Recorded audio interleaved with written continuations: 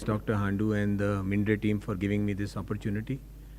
Before I begin my talk, on a personal note, I would like to thank Dr. Pai again because she was not there yesterday for helping me get the Canadian visa for ISLH. So the talk that I have been, asked to make is on optical RBCs, their role and applications in common hematological conditions. So at the onset, I would like to say that, we took this up from Dr. Naveen Kakkar's presentation last year on ADVIA, where he was talking about optical RBCs. And we tried to emulate the same study on our analyzer Mindre BC6800 Plus, which also gives the optical RBC scatter plot. And we are showing some interesting common cases and just to have you a feel of looking at this scatter plot on this analyzer.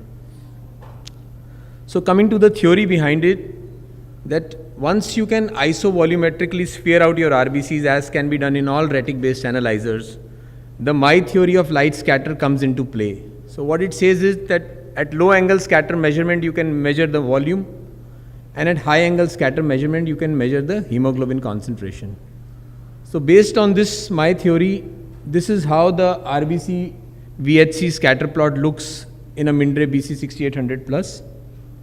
So on my y-axis is the volume or the MCV. On the x-axis is the hemoglobin concentration. This area to the left is the area of hypochromia. This area to my right is the area of hyperchromia. This band is microcytic. This is macrocytic.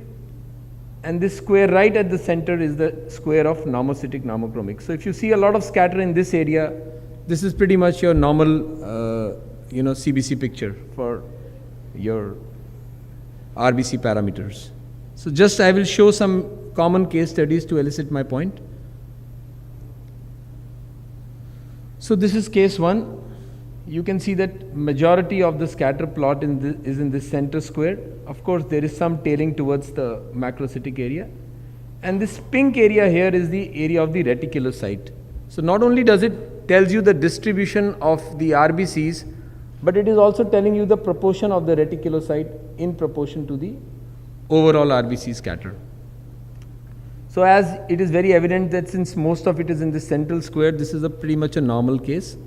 So if you look at the indices, they're all pretty normal: hemoglobin, RBC, MCV, RDWCV, even RET-HE that she talked about. So incidentally, we have established the normal range for RET-HE in our lab, which is about 27 to 36 picograms. So this is kind of quite okay. So this is everything is fitting in. The RBC histogram is also pretty normal. So this is a normocytic normochromic. This is case 2. So you can see both hypochromia as well as microcytic in this area. So it is going both towards downward as well as towards left. So this is typically a case of microcytic hypochromic anemia. If you look at the indices, the hemoglobin is 9.4, RBC is 4.7, MCV 69.5, RDW is also high, 21.5. And if you look at the RET-HE is again low. So a low RET-HE, high RDW is all indicating towards the iron deficiency anemia. We did iron studies, which were also showing that serum iron was low, TIBC was high, and ferritin levels were also low. So it fitted in with the diagnosis of the iron deficiency anemia. Now coming to case 3. Now this case has a lot of microcytosis, even has some amount of hyperchromia, but very little, hypochromia. So mostly it is microcytosis and very little hypochromia, contrast to case 2. So it is predominantly microcytic anemia.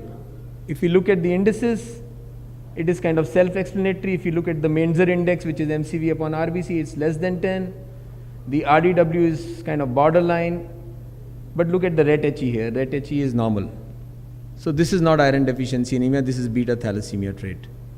So this is the difference you can make out from the optical RBC scatter plot itself. We did a HB chromatography, the A2 was 6%.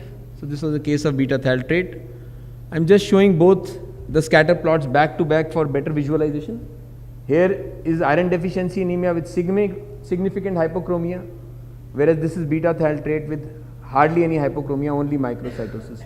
So just on the scatter plot, you can differentiate beta thal trait from iron deficiency anemia. But can it replace chromatography or capillary electrophorese?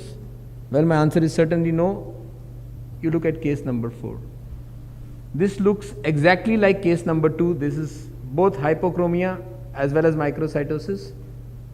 But when I look at these indices, it is showing me not only low MCV, but if I look at the Mainzer index, it is less than 10. The RET HE is low.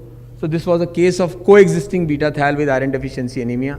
So in a coexisting case, the scatter plot would look exactly like iron deficiency anemia. But the reticulohemoglobin concentration and Mainzer index kind of give you the clue to do further testing. So this is case number 5. You can see that there is scatter all from top to bottom. This is predominantly a case of dimorphic anemia where there is microcytosis, normocytic as well as macrocytosis. So you look at the indices, this is indices of dimorphic. Even when you look at the RBC histogram, it is giving you a classical bimodal peak. So just by looking at that scatter plot without having any look at the indices, you can make out what you are looking for. So this is case number 6. This is predominantly macrocytic. There is hardly any microcytosis out there. And there is no hypochromia also. So this was a case with high MCV. You can see from the RBC histogram also. But the RET HE was also kind of around normal point only, high normal. The reticulocyte percentage and IRF were also kind of normal. So this was macrocytic not due to B12 folate, the levels were normal. This was primarily due to alcoholism. The patient had very high gamma GT of about 350. So this is 7th case. So again, similar to the previous case, there is a lot of macrocytosis. Of course, there is some microcytic element as well also. But look at this red area here. There is significant reticulocytosis you can see from the scatter plot itself. So if you look at the indices, again the MCV is high 104, the RDW is very high 24.6, hemoglobin is 7.1, RET HE is 43.9. So in a megaloblastic anemia, usually even untreated one where reticulocyte may be normal, but an immature reticulocyte fraction would by and large will be higher. There will be high IRF in that kind of, even when you look at the red scatter plot, it is going all the way to the right. So you are seeing some pretty, the HFR area is also pretty augmented out here. So we did a B12 folate assays, the B12 was diminished. So, but there was also dimorphic element in it. There was some microcytosis. We did iron studies also. The iron was also slightly on the lower side. So this was dimorphic but predominantly megaloblastic anemia.